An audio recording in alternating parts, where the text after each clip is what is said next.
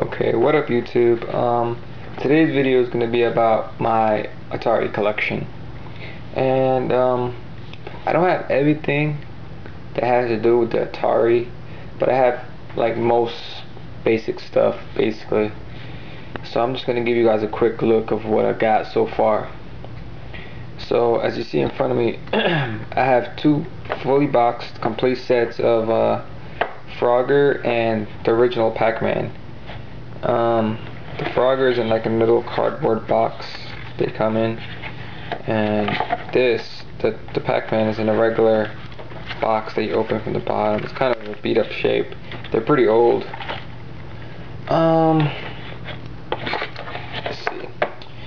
Now that's just a regular game that I bought, but this right here, you get this when you buy the Atari 2600. They had a new price drop for it. It's like a bundle kind of like thing, and what it was is when you buy the Atari 2600 you get this game for free. So I guess you guys know I got the Atari 2600. Now as you see, it's a different model. It has only 4 switches. This is one of the newer models. I think the first model has 6 switches, but the other 2 switches are on the back. They're like right here. They're like right here. So instead of them being in the front, they're in the back. This is the original controller, regular. It's a regular pad with a joystick and the 1 button. And right underneath that is the Atari Junior, which is basically a miniature version to the original Atari 2600. It's like a slim version. Next system we got is the 5200. This basically is one of the worst of all the Atari systems, I would say. It's just really big and just takes up too much space. It's just big for nothing basically. If you had to choose between a 2600 and a Atari 5200, I will choose the 2600 because it's just way better and it's just smaller. It doesn't take up so much room. Controller is one of the main problems. It sucks. I mean, I like the design of it, but if it worked, it would be pretty good, but it doesn't. So yeah.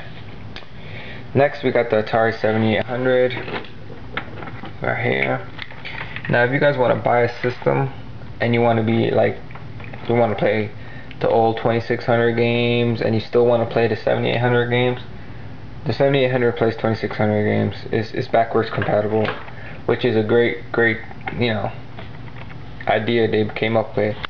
But if you can't get your hands on a 2600, next best thing is a 7800 to play all the original 2600 games, and you still get to play the 7800 games. Controller, it's not bad. It's basically like got a little pad. It's basically like the 2600 controller, except you got a little paddle that turns. You got these 2 side buttons on the side. It's a pretty good system. I like this system better than them all anyway. I like the 7800 better than the 2600 and the 5200. And right underneath that is the Atari Jaguar. As you see, I still got it shrink wrapped. I did buy used, but it was refurbished, and I got a really great deal on it. So let me just give you guys a quick look at it. But yeah, Atari Jaguar is the last system of the Atari game systems. Basically it's the most, I don't know, they try to bring a lot of high-tech games into it, like with the graphics and everything. As you see, they say it's a 64-bit gaming console. That's a lie. It's not 64-bit. It's I would say 32-bit. But either to that, it's still a good system. I mean, the outlook of it looks stupid, but it's a good system. This is the controller. Now I don't really know much about the Ataris, but I don't really play them. It's just part of my collection, just to have them. But I do play my 7800 and my 2600. I don't play my 5200. I hate that system. I don't even know why I have it. Yeah, I do know. Part of my collection.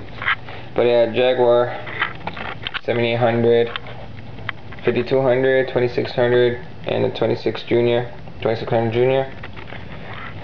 Those are the 2 games for the 2600, and I only have 1 game for the 5200, and that's Pac-Man. Yeah, Pac-Man. I believe they can mess up on a game like that, Pac-Man. Okay, so now I'm just going to show you some of the games I got for the 2600.